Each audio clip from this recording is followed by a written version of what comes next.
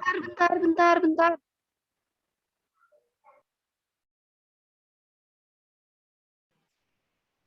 Assalamualaikum warahmatullahi wabarakatuh. Kami dari kelompok 3 akan mempresentasikan praktikum farmakognosi tentang simplisia buah ketumbar atau Coriandri sativa fructus yang diampu oleh dosen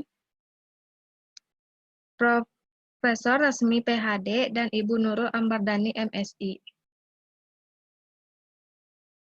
Kelompoknya ada Nurlaili Sailimah, Raihan Langlang Anugrah, Selviana, Sasti Anastasia Taufik, Silvi Astuti, Sukmana Laksana Saputra, Tiara Rahmadesti, dan saya Yasawin Tasyahra.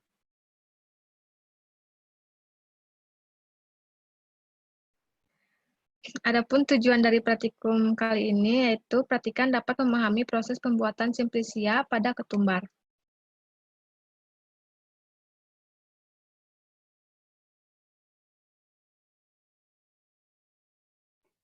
Nah, untuk latar belakangnya, buah ketumbar atau Coriandri fructus adalah buah Coriandrum sativum Linn, suku Embevilliferae. Fragmen pengenal pada mikroskopik serbuk adalah parenkim bergaris serabut sengkerkim berliku. Ketumbar adalah tumbuhan rempah-rempah yang populer. Buahnya yang kecil dikeringkan dan diperdagangkan dengan baik digerus maupun atau tidak. Bentuk yang tidak digerus mirip seperti lada, seperti biji kecil-kecil berdiameter 1-2 mm. Dengan perdagangan obat, ia dinamakan Fructus coriandri. Tumbuhan ini berasal dari Eropa Selatan dan sekitar Laut Kaspia.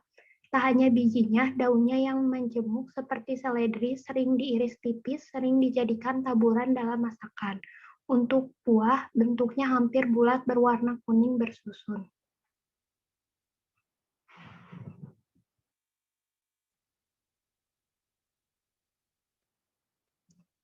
Untuk ketumbar, tanaman ketumbar berupa semak semusim dengan tinggi sekitar 1 meter.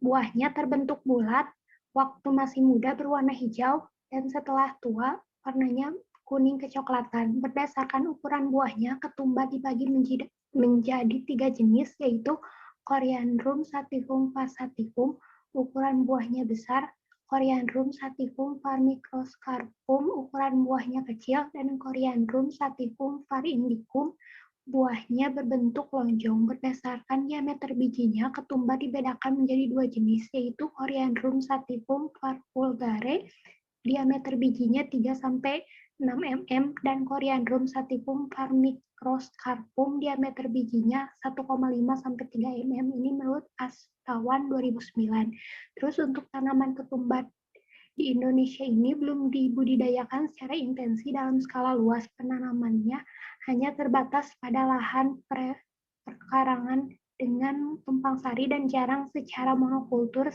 Daerah penanaman yang dianggap cocok dan sudah ada tanamannya di Cipanas, Cibodas, Jember, Boyolali, Salatiga, Temanggung, dan sebagian daerah dari Sumatera Barat. Ini pun menurut Astawan 2009.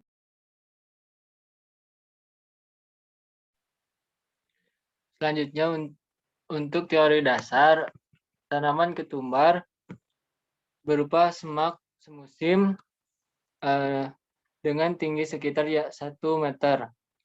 Akarnya tunggang, bulat, bercabang, dan berwarna putih. Kemudian batangnya berkayu lunak, beralur, dan berlubang dengan percabangan dicotom berwarna hijau. Untuk tangkainya berukuran sekitar 5-10 meter. Dan untuk daunnya sendiri menjemuk, menyirip, berselundung dengan tepi hijau. Kemudian untuk buahnya itu berbentuk bulat, waktu masih muda berwarna hijau, dan setelah tuanya berwarna kuning kecoklatan. Untuk bijinya berbentuk bulat dan berwarna kuning kecoklatan menurut Hadi Puntiani dan Wahyuni pada tahun 2004. Selanjutnya di sini warna serbuk Coriandri fructus atau buah ketumbar merupakan coklat muda kekuningan atau coklat kemerahan. Untuk bau khas aromatik ketumbar, rasa khas ketumbar lama-lama agak pedas. Fragmen pengenal adalah serabut sklerenkim mesokarp, fragmen endokarp, berikut parenkim mesokarp. Kemudian ada fragmen epikarp dari bagian ujung buahnya, kemudian fragmen mesokarp, berikut endokarp spermoderem dan juga endosperm. Ada pula fragmen pembuluh kayu, hablur kalsium oksalat berbentuk prisma. Tidak terdapat rambut penutup atau butir. Untuk kegunaannya, ketumbar sebagai bahan obat antara lain untuk diuretik atau peluruh air kencing, kemudian antipiretik penurunan demam, lalu ada stomatik penguat lambung, ada stimulan perangsang, ada pula laksitif pencahar perut, kemudian ada antelmintif mengeluarkan cacing, lalu ada menambah selera makan, kemudian mengobati sakit empedu dan bronkitis menurut Wahab dan Hasanah pada tahun 1996.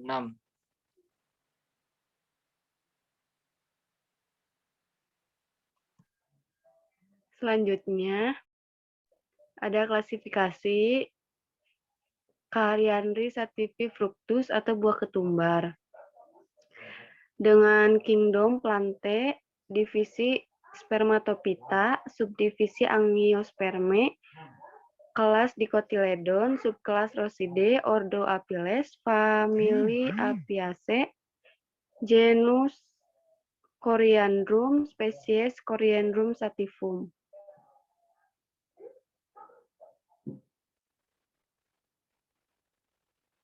Selanjutnya metodologi kerja. Yang pertama alat, wadah, kain hitam, blender, pengayakan.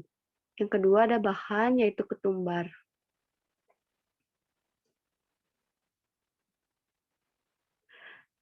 Selanjutnya ada prosedur. Yang pertama pengumpulan bahan baku, yang kedua sortasi basah, keempat pencucian,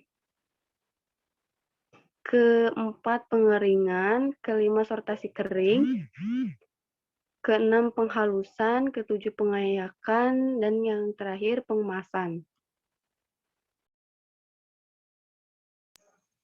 Selanjutnya, di sini ada video prosedur pembuatan simplicia dari buah ketumbar.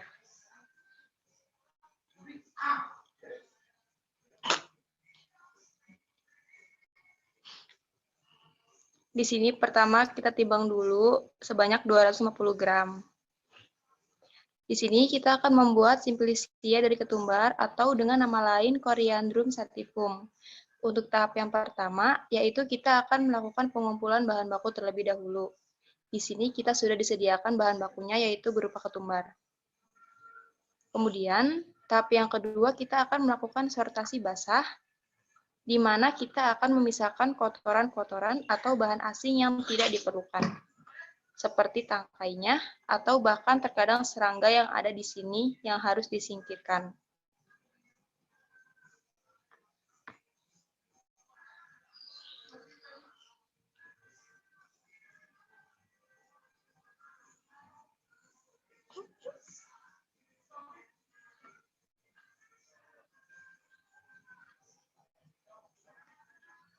Dan ini adalah hasil dari sortasi basah.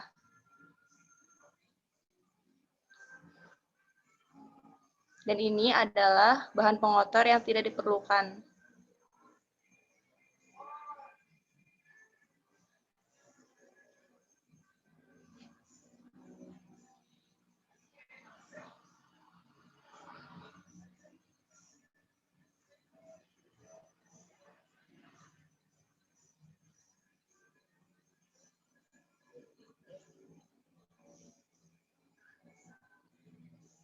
Selanjutnya, di sini setelah dilakukan sortasi basah, yaitu langkah selanjutnya kita melakukan pencucian. Pencucian dilakukan di bawah air yang mengalir agar pengotor atau bahan-bahan asing yang masih menempel dapat terbuang. Selanjutnya kita melakukan pengeringan. Pengeringan di sini dilakukan di bawah sinar matahari dan ditutup dengan kain hitam. Tujuannya agar tidak terkena sinar matahari langsung dan menghindari debu dan pengotor yang menempel pada saat tahap pengeringan. Dan ini adalah hasil dari tahap pengeringan. Setelah itu dilakukan fermentasi kering. Di sini tujuannya untuk memastikan tidak ada lagi pengotor atau bahkan bahan asing yang masih menempel. Dan proses selanjutnya yaitu proses penghalusan.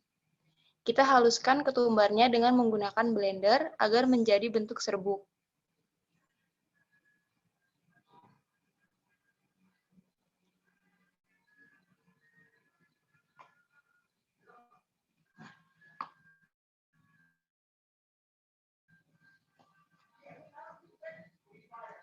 Dan ini adalah hasil dari penghalusan.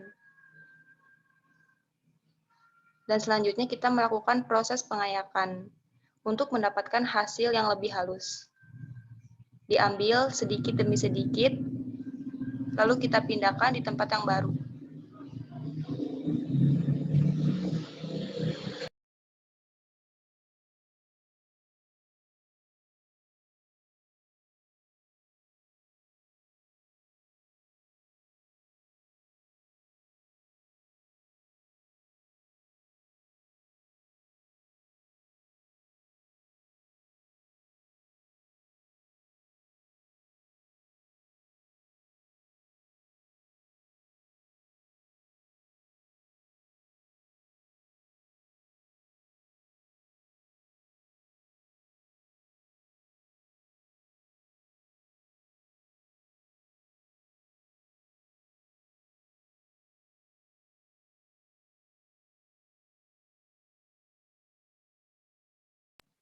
Setelah itu kita timbang serbuk yang tadi, lalu kita kemas dalam wadah toples seperti ini.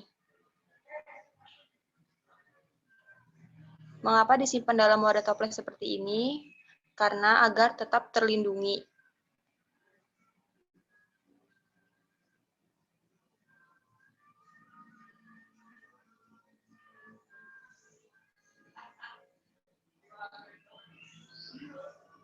Dan setelah penimbangan, jadi serbuk didapatkan hasilnya. Lalu langkah selanjutnya setelah serbuk masuk di dalam toples, kemudian diberi label yang terdiri dari nama Simplisia-nya, keluarga, asal bahan, tanggal pengemasan, berat bersihnya, serta metode penyimpanan. Adapun zat aktif atau zat berkhasiat yaitu minyak atsiri yang mengandung kloriandrol dan minyak lemak.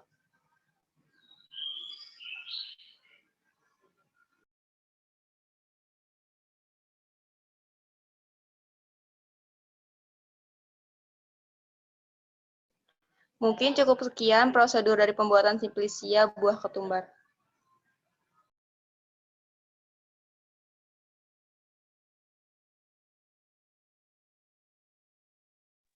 Baik, selanjutnya yaitu hasil pengamatan.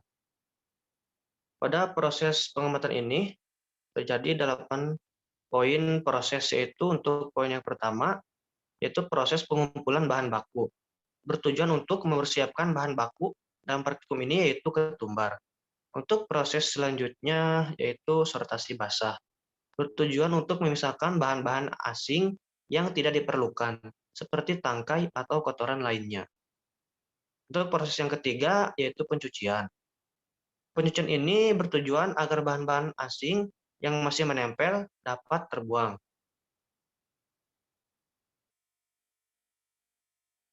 Proses yang keempat yaitu pengeringan. Pengeringan ini dilakukan di bawah terik matahari dan bertujuan agar bahan menjadi kering. Untuk proses yang kelima, sortasi kering. Bertujuan untuk memastikan tidak ada lagi bahan asing untuk tahap selanjutnya. Untuk proses yang keenam yaitu penghalusan. Penghalusan dilakukan dalam blender dan bertujuan agar menjadi bentuk serbuk.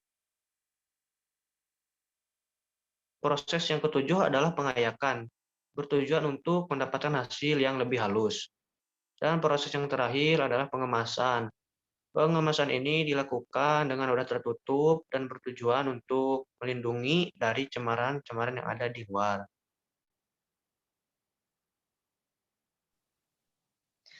Selanjutnya ada pembahasan. Pada praktikum kali ini dilakukan percobaan mengenai Simplicia buah ketumbar atau Coryanthes sativus.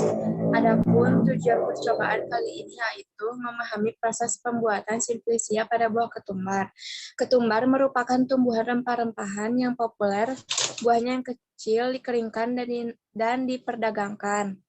Baik digerus maupun tidak, bentuk yang tidak digerus mirip dengan lada seperti biji kecil-kecil berdiameter 1-2 mm. Ketumbar mempunyai aroma yang khas. Aroma ini disebabkan oleh komponen kimia yang terdapat dalam minyak atsiri ketumbar. Komponen utama minyak atsiri ketumbar adalah linalool dengan komponen pendukung lainnya seperti geraniol, granil asetat, dan kampor. Menurut Juniarti dan Handayani 2012. Bubuk ketumbar dan minyak esensial ketumbar sebagai makanan preservatif alami termasuk sebagai antibakteri, antifungi, dan antioksidan menurut Politeo et al. 2007. Selanjutnya, untuk percobaan kali ini, pertama, pengumpulan bahan baku. Langkah awal dalam proses pembuatan Simplicia, disiapkan buah ketumbar, sotarsi basah, tujuannya untuk memisahkan kotoran-kotoran atau bahan-bahan asing lainnya. Pencucian tujuannya untuk membersihkan kotoran dan mikroba yang ada pada sampel. Dalam proses ini dilakukan dengan cara dicuci sampel dengan air mengalir. Pengeringan disimpan di buah ketumbar dalam wadah ukuran sedang, kemudian dipanaskan di bawah sinar matahari, dan ditutup menggunakan kain hitam agar tidak terkena sinar matahari langsung dan kotoran atau debu. Sortasi kering tujuannya untuk memisahkan kotoran-kotoran atau bahan-bahan asing lainnya. Penghalusan tujuannya untuk mendapatkan sampel yang sudah menjadi serbuk, dan pengayakan untuk mendapatkan sampel lebih halus lagi daripada proses sebelumnya. Terakhir, pengemasan dengan wadah tertutup rapat.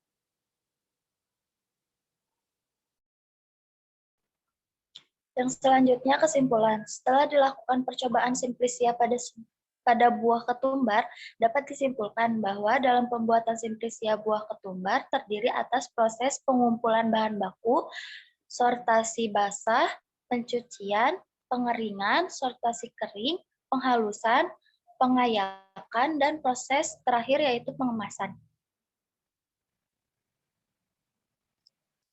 Yang selanjutnya ada daftar pustaka. Terima kasih.